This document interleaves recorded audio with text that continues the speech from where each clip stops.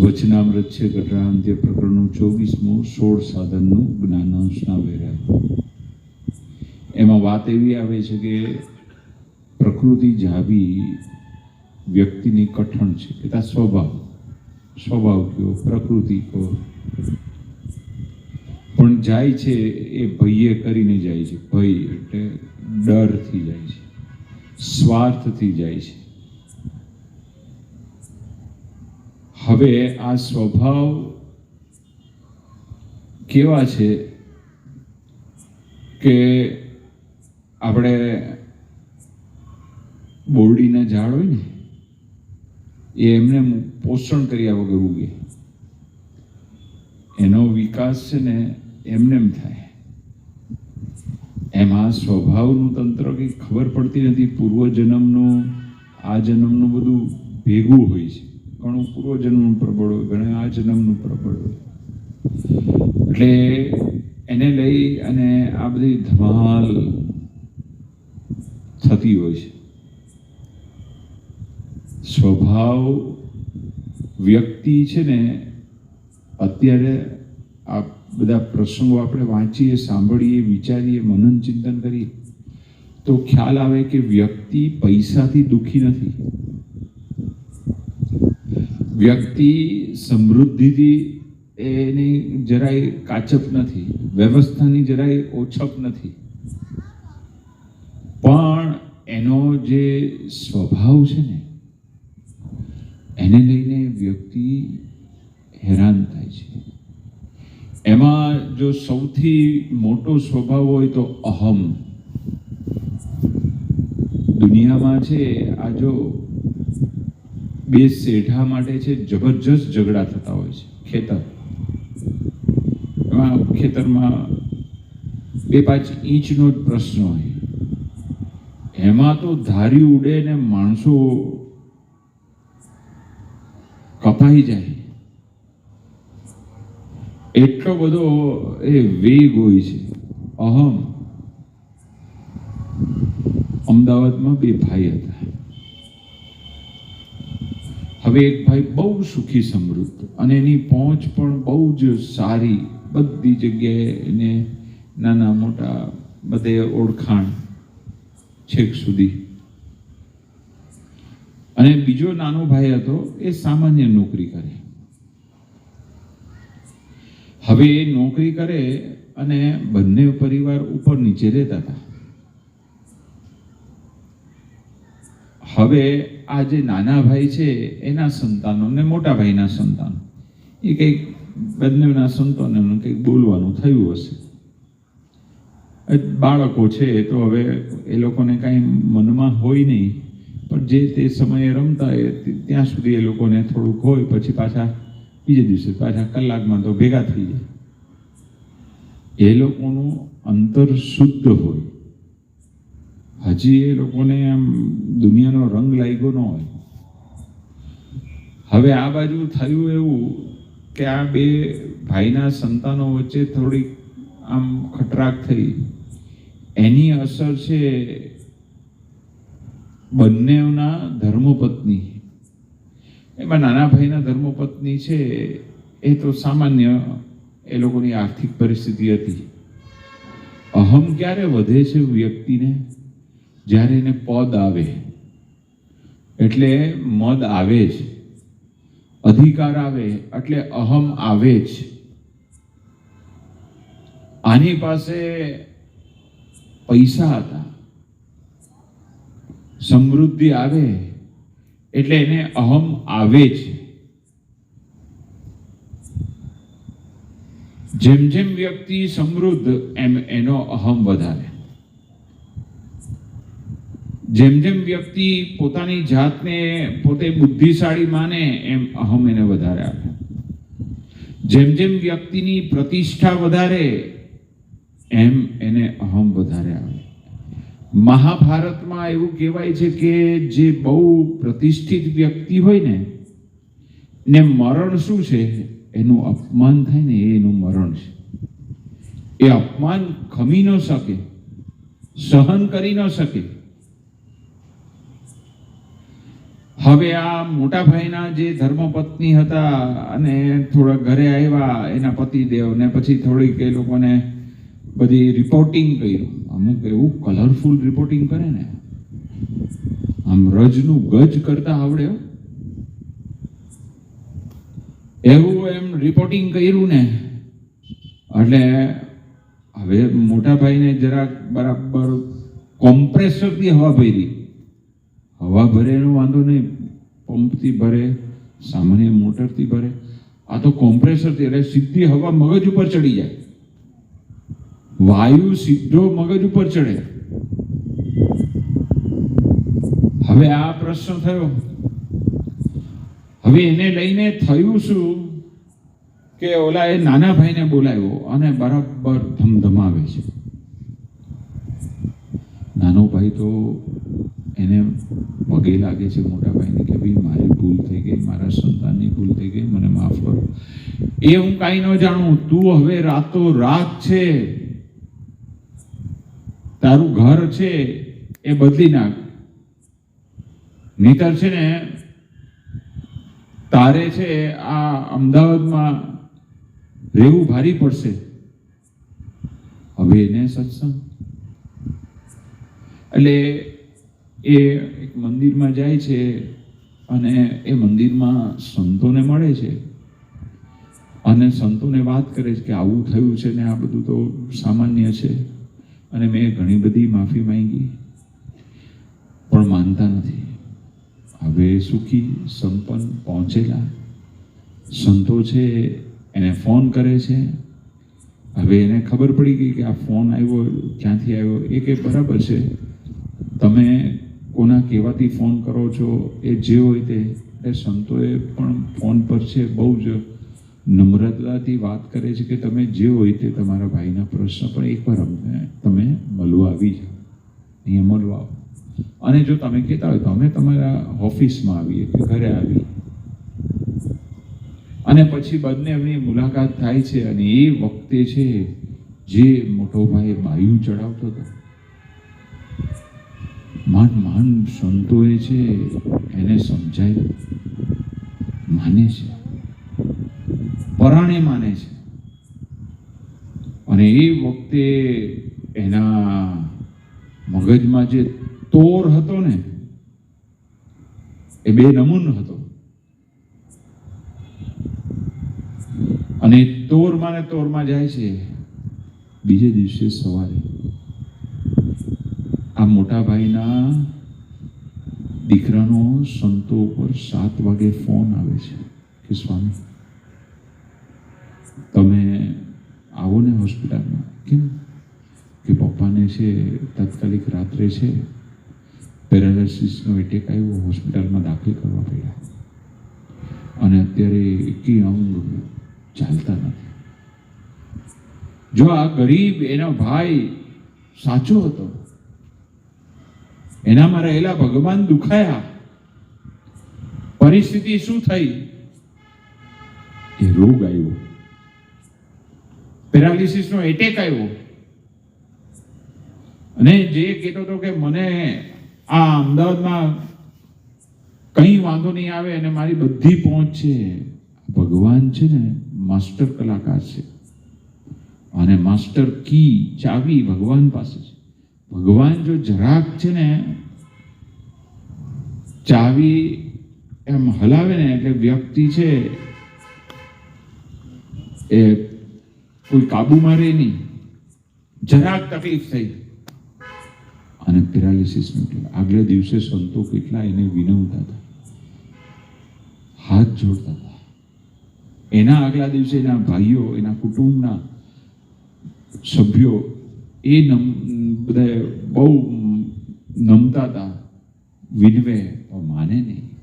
તોર હતો. શેનો હતો? પૈસાનો, પદનો, પ્રતિષ્ઠાનો, ઓળખાણનો. મારી ઓળખાણ તને ખબર છે ને? સગ્ગો ભાઈ. ભાઈ શું છે? કોણ લઈને ગયું છે કઈ? પણ આ મચક નથી આપતો. અને આ બીજે દિવસે દીકરો છે કગરે છે કે સંતોને કહે છે કે તમે હોસ્પિટલમાં આવો. એટલે સંતો તો પછી પહોંચી ગયા, જોયું. કંઈ ઓલા બસ ખાલી આંખથી જોઈ શકે, કોઈ બીજું વાણીથી બોલી ન શકે. ભાઈ સંતો કે કેવી દારૂણ પરિસ્થિતિ છે. આગલે દિવસે કેટલી બધી એની વાણીમાં અહમ હતો, ઘમંડ હતું. હું કાંઈક છું, મારાથી આ દુનિયા ચાલે છે, મારાથી આ તંત્ર ચાલે છે, એવું ઘમંડ હતું. પણ ભગવાને છે જરાક શરીરમાં રોગ મૂક્યો ને, ભગવાનની લાકડી એવી છે ને, દેખાતી નથી એને લાગે છે. આ ભગવાનની લાકડી છે. તો જો આ સ્વભાવ, અહમનો સ્વભાવ સત્સંગમાં છે. આપણને ભગવાન સ્વામિનારાયણ કહે છે કે આ સ્વભાવ ટાળ્યા વગર છે સત્સંગનું સુખ આવવાનું જ નથી. ગમે એટલી તમારી પાસે પ્રતિષ્ઠા આવી જાય, તમારી પાસે પદ આવી જાય, પૈસા આવી જાય, જ્યાં તમે જાઓ ત્યાં તમારી છે ખુશામત થાય, વાહવા થાય. તમારા અમુક જે આમ કે ને વખાણ કરનારા બારોટ એ આજુબાજુ ફરતા હોય, પણ જ્યાં સુધી છે આપણે આપણા સ્વભાવને નહીં મૂકીએ ને ત્યાં સુધી છે આપણને શાશ્વત સૈદ્ધાંતિક આધ્યાત્મિક સુખ નથી આવતું અને નહીં જ આવે. અહમ માણસને અહમ મારી નાખે છે. નાની નાની વાતમાં આજે પ્રશ્ન શું થાય છે પરિવારમાં, નાની નાની વાતમાં છે એ માથાકૂટ થાય. એને લઈને ઘરમાં છે આમ નંદનવન ઘર હોય, પણ એ ઘર છે એ નરક તુલ્ય થઈ જાય, કે અશાંતિ થઈ જાય. ઘરમાં સાંજે પતિદેવ કે પુરુષ વર્ગને આવવાનું મન ન થાય. ભગવાને આ સરસ મનુષ્ય દેહ આપ્યો છે, ભગવાનની દયાથી સારું ઘર છે, ખાવા પીવાનું મળે છે, સારી આવક છે, તો એકબીજા થોડાક અનુકૂળ થઈને રહે, નમીને રહે તો ક્યાં વાંધો છે? નમતા નથી એટલે પ્રશ્ન આવે છે. મહાભારતમાં શું હતું? દુર્યોધન પાસે કઈ ખોટ હતી? કાંઈ ખોટ હતી? એની પાસે બંગલો હતો, એનું કુટુંબ મોટું હતું, 100 ભાઈઓ હતા, પાંડવો તો 5 જ હતા. એને પ્રશ્ન શું થયો કે પાંડવોના વખાણ થાય અને અમારા વખાણ ન થાય, યુધિષ્ઠિર રાજાના એ વખાણ થાય અને અમારા વખાણ ન થાય. રાજસૂય યજ્ઞ કર્યો પાંડવોએ, અને બધા દેશ દેશના, એ વખતે આ બધું ભાલ દેશ કહેવાય, બધા પાંચાળ દેશ કહેવાય, ભારતના બધા અલગ અલગ વિસ્તારો એ દેશમાં ગણાતા, અત્યારે સ્ટેટ ગણાય છે. એ બધા અલગ અલગ દેશના રાજાઓ આવે, ભેટ સોગાદ લાવે. ભેટ સોગાદ લેવાની વ્યવસ્થામાં કોણ હતું? દુર્યોધન હતા. એને આમ સ્ટેટસ વાળી PR ની સેવા આપી હતી. હે તમારે હવે એને આટલી સારામાં સારી સેવા આપી હતી, પણ હવે એ ભેટ સોગાદ લે ખરા, પણ એને છે ઊંઘ આવવાની બંધ થઈ ગઈ, ઊંઘ ઉડી ગઈ, ઊંઘ હરામ થઈ ગઈ, વિચારવા એવું થઈ ગયું કે આ જે પાંડવોની, આ યુધિષ્ઠિર રાજાની વાહ થાય છે, મારી ક્યારે થશે? એ રાજસૂય યજ્ઞ ચાલ્યો, બધા આનંદમાં હતા, બધા એ મોજમાં હતા, બધા આખો આ રાજસૂય યજ્ઞનો માહોલ માણતા હતા. એક વ્યક્તિ એને આ રાજસૂય યજ્ઞની જબરજસ્ત પેટમાં ગરમ ગરમ ફફડતું તેલ ઉકળતું હતું, સખત બળે. હવે આની તો કોઈ દવા જ નથી ને, આની છે કોઈ દવા? આની કોઈ દવા મેડિકલ સ્ટોરમાં મળતી જ નથી. સ્વભાવની દવા એ મળતી જ નથી. એ સ્વભાવની દવા સત્સંગમાં મળે કે ભાઈ બધા જ પોતાનું ભાગ્ય લઈને આવ્યા છે, બધાની બુદ્ધિ, શક્તિ, આવડત જુદી જુદી હોય, અલગ અલગ ક્ષેત્રમાં હોય, અને પૂર્વના સંસ્કાર બી હોય. પણ દુર્યોધન છે એ ખમી નથી શકતો. સન્માન પાંડવોની વાહ જોઈ નથી શકતો. એને લઈને મહાભારત થયું. એમાં એક મુખ્ય કારણ અહમ, ઈર્ષાભાવ કયો, લોભ કયો, જે કયો એ કહેવાય. મહાભારત થયું એમાં 5-6 પ્રમુખ કારણ છે. એમાંનું એક કારણ આ છે. અને એના પછી બધી રમત કે મારી પાસે આ પાંડવોનું રાજ્ય આવી જાય, એના માટે પછી ચોપાટણીમાં શકુની મામા તમારે પાસા નાખવામાં મેગ્નેટ મૂકી દીધું હશે, અને એક બાજુ એ આવે પાસા, એમાં ચીટિંગ જ કરેલું.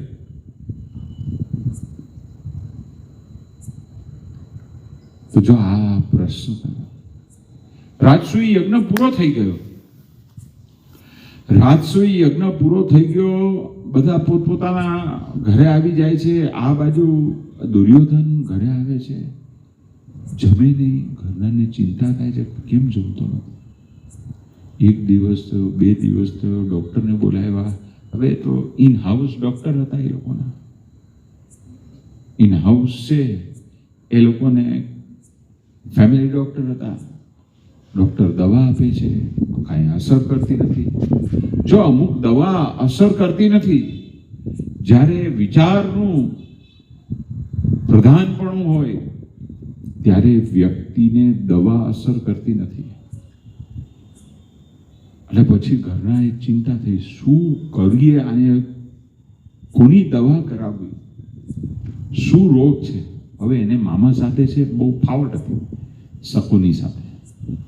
એટલે પછી બોલાવે છે મામાને કે ભાઈ આવો ને જરાક, તમારો ભાણો છે એ હમણાં રાજસૂય યજ્ઞમાં પછી કંઈ મૂળમાં નથી, જમતો નથી, દવા કરાવી, કંઈ દવા લાગુ પડતી નથી. શું પ્રશ્ન છે ખબર નથી પડતી. એ વખતે શકુની આવે છે, એના મનને જાણતા બધી સાથે અલગ મલકની વાતો કરે છે, પણ એને કંઈ મજા નથી આવતી. પછી એમ કરીને કે ચાલો આપણે બહાર ફરવા જઈએ. બગીચામાં લઈ જાય છે, બગીચામાં ફરે છે અને કહે છે ભાઈ તને પ્રશ્ન શું છે? આમ અનાજ તું નહીં લે તો તારે પ્રશ્ન થશે, કંઈ ખાવાની રુચિ નથી થતી, શું પ્રશ્ન શું છે? તું બોલ તો એનો રસ્તો થાય. અને તું તો મને ઓળખે છે ને, હું તો ગમે ત્યાંથી રસ્તો કરી નાખું. શકુની કહે છે દુર્યોધન, એ વખતે કહે છે કે મારે બીજો કોઈ પ્રશ્ન નથી, એક જ પ્રશ્ન છે. આ રાજસૂય યજ્ઞ થયો અને એમાં પાંડવોની ને યુધિષ્ઠિર રાજાની જે વાહવા થઈ, એને લઈને મને ઊંઘ હરામ થઈ ગઈ છે. હવે આની ક્યાં દવા છે? રસ્તામાં કોઈ BMW ગાડી લઈને જતું હોય તો હવે એ ગાડીનો એ માલિક છે, તમારી પાસે છે ઇનોવા હોય તો રાજી થાવ, સંતોષ માનો. પણ હવે તમારી પાસે જે છે એમાં આનંદ લ્યો. આને કઈ ઓછી સમૃદ્ધિ નહોતી, સંપત્તિ ઓછી નહોતી, એનો પરિવાર એ બહુ મોટો હતો, બધી રીતે એને સારું હતું.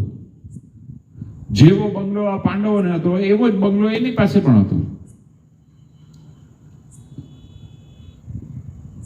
પણ એની વાહ, એની પ્રશંસા ખમી નથી શકતા. એને લઈને છે અશાંત. આપણે કેવું છે, આપણે આપણા દુઃખ માટેનું તરત આપણી પાસે સંપૂર્ણ છે, પણ બીજાનું સુખ આપણે જોઈ નથી શકતા. એને લઈને આપણને દુઃખ થાય છે. સમજાયું? બીજાનું સુખ, બીજાની સમૃદ્ધિ, બીજાની આવડત, બીજાની કળા, બીજાનો ધંધો, બીજાની સંપત્તિ, બીજાની ગાડી, બીજાના બંગલા, એ આપણે જોઈ શકતા નથી. એને લઈ આપણા જીવનમાં છે આપણે દુઃખી થાય. બાકી ભગવાને આપણને પૂર્ણ આપેલું છે. આપણને જે જરૂર છે એ આપેલું છે. એમાં આપણે જો સંતોષ માનીએ તો કઈ વાંધો ન આવે. અને પછી છે આ શકુની છે પ્રશ્ન જાણે છે, અને પછી બધું ચોપાટ રમવાનો બધો ખેલ છે એ કરાવે છે. તો જો આ પાયામાં અને આ બધું કરવામાં છે બંને પક્ષનો વિનાશ થયો ને, બંને પક્ષને નુકસાન છે. યુદ્ધમાં કોઈ ફાવતું નથી. સિદ્ધાંત વાત છે. કોઈ ફાવ્યું નથી ને ફાવવાનું નથી. સમાધાન એ જ ઉત્તમ રસ્તો છે.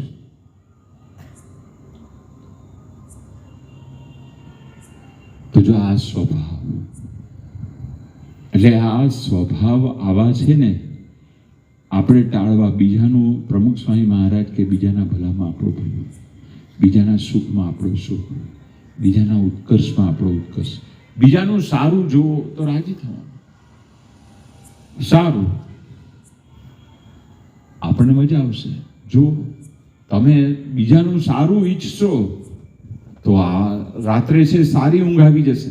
માઇગ્રેન નહીં થાય, ઊંઘની ગોળી નહીં લેવી પડે. અમુકને માઇગ્રેન થાય, એસીમાં જ રહેતા હોય અને માઇગ્રેન થઈ જાય. એના કારણ છે આ વિચાર. કોકને એસિડિટી થાય, કોકને બીપી હાઈ લો થાય. એની પાછળ આ વિચારોનું બળ છે. બધા અલગ અલગ રોગ થાય. અત્યારે ડોક્ટરો પણ કબૂલે છે કે તમે સારું બધાનું વિચારો, સારું ઈચ્છો. એટલે જે આપણે યોગીજી મહારાજ કહેતા, પ્રમુખ સ્વામી મહારાજ જે જીવી ગયા એ તો પ્યોર આધ્યાત્મિકતા. પોઝિટિવ એટીટ્યુડ નહીં, પ્યોર આધ્યાત્મિકતા એમનામાં હતી. એમનું અહિત કરનારનું પણ છે. પ્રમુખ સ્વામી મહારાજે હિત કર્યું છે, હિત ઈચ્છું છે, એને મદદ કરી છે. ટાઈમે છે એની પાસે આવ્યા હોય તો એને મદદ કરી છે પ્રમુખ સ્વામી મહારાજ. આ પ્રમુખ સ્વામી મહારાજની આધ્યાત્મિકતા હતી. આપણે બુદ્ધિશાળી કોને ગણીએ? આને બુદ્ધિશાળી ગણતા નથી. હકીકતમાં બુદ્ધિશાળી એ છે જે આધ્યાત્મિકતા જીવનમાં આત્મસાત કરે છે, આધ્યાત્મિકતા વિચારથી જીવે છે. એ સાચા અર્થમાં બુદ્ધિશાળી છે. અને એને છે આંતરિક ને બાહ્ય બંને શાંતિનો અનુભવ થાય. હવે રાવણ પાસે શું ખોટ હતી? સોનાની લંકા હતી. આપણા ઘરમાં છે સોનાની ચમચી? જોખમ હોય તો ઘડી ઘડી જોવું પડે કે ચોરાઈ નથી ગઈ ને, આગી પાછી થઈ નથી ગઈ ને, હે તમારે વાસણ ધોવામાં ગટરમાં વહી નથી ગઈ ને, ધ્યાન રાખવું પડે ને સતત એમાં. અને જ્યાં સુધી જોઈને પથારીમાં સુતાય ને પાછી સોનાની ચમચી યાદ આવે તો પથારીમાંથી ઊભા કરે, ચમચી જોવે, પછી શાંતિથી સૂઈ શકે. આને તો આખી લંકા સોનાની, ચમચી નહીં. શું ખોટ હતી? એમને એમના ધર્મપત્ની પણ હતા, પણ એ આ સીતાજી પર એમની દ્રષ્ટિ ગઈ, વૃત્તિ ગઈ, એને લઈને અશાંતિ. આજે આ ચારિત્રના પ્રશ્નો છે. આ મોબાઈલ શું છે? ફેસબુક, ઇન્સ્ટાગ્રામ ને બધું જાત જાતનું એમાં આવે છે. એટલે બને ત્યાં સુધી જરૂર પૂરતો જ વિવેકપૂર્ણ જ મોબાઈલ વાપરવાનો, નહીતર તમારા મન અશાંત કરશે, તમારા મન ઊંચા કરશે. ન જોવાની તમે એની અંદર જોશો એટલે પછી પ્રશ્ન આવશે જ. પછી કે સ્વામી યારું મજા નથી આવતી. પછી ક્યાંથી મજા આવે? પછી પ્રશ્ન થાય છે. અગ્નિમાં હાથ નાખો તો શું થાય? ઠંડક થાય? આ બધા ટાઢા અગ્નિ છે, દેખાતા નથી. આ અગ્નિ એવા છે ને કે તમને આમ બહારથી દજાડે નહીં, પણ અંદરથી દાજી જાઓ અને અંદરથી ખોખલા થઈ જાઓ. ઓલા ઘઉં હોય ને, ઘઉં પાક થતો હોય, એમાં છે ને ગેરું લાગી જાય, રોગ લાગી જાય. આમ ઉપરથી તો ઘઉં જ દેખાય, પણ તમે જ્યારે ઘઉંનો પાક લેવા જાઓ ને તો એ ફોતરા જેવા થઈ ગયા હોય, એમાં કઈ સત્વ ન રહ્યું હોય. એમ આપણા જીવનમાં છે. આપણે જો આ મોબાઈલ એનો ઉપયોગ નિયમવાર કરીશું તો પરિવારમાં પ્રશ્ન આવશે, વ્યક્તિગત પ્રશ્ન આવશે, એ પછી પરિવારમાં આવશે, અને એને લઈ અને પછી તમને જે પરિવારના સભ્યો સાથે રહેતા હોય એ પરિવારના સભ્યો સાથે સેટિંગ થાય નહીં, મજા ન આવે. અને નાના બાળકો, કિશોરોને તમારે છે ને મોબાઈલ આપવાનો જ નહીં, જરૂર છે જ નહીં. હા, ભણવામાં કંઈક જરૂર હોય તો બરાબર છે, બાકી આપવાનો જ નહીં. નહીતર એમાં ને એમાં છે એ લોકોનું જીવન છે ખલાસ થઈ જાય. હમણાં ભારતના વડાપ્રધાન નરેન્દ્રભાઈ મોદી સાહેબે છે એક વાત કરી કે ભારતના એવરેજ લોકો 4 થી 5 કલાક મોબાઈલ વાપરે છે. તો શું ભણે શું? પછી નોકરી ધંધામાં શું ધ્યાન રાખે? એટલે હવે જો બધે કંપનીઓમાં, બધી ઓફિસમાં એક આખો વિભાગ શરૂ કર્યો મોબાઈલ જમા કરાવવાનો. કારણ કે લોકો સંયમ રાખી શકતા નથી. જેટલા 8 કલાક 10 કલાક જેવી ઓફિસ, જેવું કામ, એ જ્યાં સુધી ઓફિસમાં હોય, ફેક્ટરીમાં હોય, કંપનીમાં હોય, ત્યાં સુધી મોબાઈલ છે એને જમા કરી દેવાનો. નહીતર પ્રોડક્શન જ નીકળે નહીં. જોયા જ કરે ઘડી ઘડી, દર 3જી મિનિટે હાથ જાય મોબાઈલ પર. એટલે આપણે આપણા જીવનમાં આપણી પાસે ઘણું બધું ભગવાને આપેલું છે. આ સભામાં આપણે આવીએ છીએ ને તો એનો આ ફાયદો આ કે કંઈક આપણા જીવનમાં આ પરિવર્તન થાય, આ સ્વભાવ આપણા ઉપર સવાર ન થાય, એ આ સત્સંગનો છે એ લાભ છે. તો આવા તો ઘણા બધા પ્રસંગો છે. હજી તો આપણે 2 કે 3 પ્રસંગો કીધા. એમાં છે આપણે સમય છે થઈ ગયો. ટૂંકમાં અહમ, આ લોભ, આ બધા સ્વભાવ આપણે ઓળખવાના, એનાથી જાણપણું રાખવાનું. અને ખાસ તો આપણે બીજાની સમૃદ્ધિ, બીજાની સુખ સંપત્તિ, બીજાની બુદ્ધિ, શક્તિ, આવડત, કળા, હોશિયારી, ચાતુર્ય જોઈને રાજી થવું. જે પ્રમુખ સ્વામી મહારાજ કહેતા, બીજાના સુખમાં આપણું સુખ, બીજાના ભલામાં આપણું ભલું, બીજાના ઉત્કર્ષમાં આપણો ઉત્કર્ષ. તો એવી રીતે આપણે આધ્યાત્મિક જીવન જીવીએ તો સ્વભાવ ઓટોમેટિક એ ટળે. સારું નાખો, વિચાર સારા આપો એટલે ઓટોમેટિક ખરાબ વિચાર નીકળી જાય. આપણા જીવનમાં આપણે આ સારું વાંચીએ, સારું જોઈએ, સારું વિચારીએ, સારું લખીએ એટલે ઓટોમેટિક જે ખરાબ વસ્તુ છે એ નીકળી જાય. તો એ પ્રમાણે આપણું જીવન બને એ જ પ્રાર્થના.